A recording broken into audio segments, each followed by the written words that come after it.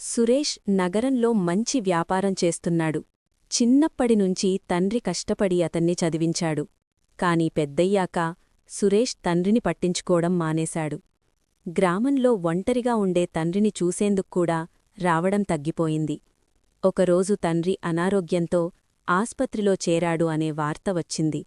సురేష్ పరుగున వచ్చాడు. ఆస్పత్రిలో తండ్రి అతని చేతిని పట్టుకొని, "నువ్వు బాగుండాలి" అన్న ఒక్క మాట అన్నాడు. ఆ మాట సురేష్ గుండెను తాకింది. తండ్రి తనకోసం చేసిన త్యాగాలు గుర్తొచ్చాయి. ఆ రోజునుంచే తండ్రిని తనతో పాటు నగరానికి తీసుకెళ్లాడు. నిర్లక్ష్యం చేసిన తప్పును సరిదిద్దుకున్నాడు. తండ్రి చిరునవ్వే అతనికి నిజమైన విజయమయ్యింది. నీతి: ఆలస్యమైన ప్రేమను గుర్తించడం గొప్పతనం. ఇలాంటి మరిన్ని ప్రేరణాత్మక తెలుగు కథల కోసం AI తెలుగు స్టోరీస్ ఛానల్ను లైక్ చేయండి, షేర్ చేయండి, సబ్స్క్రైబ్ చేయండి.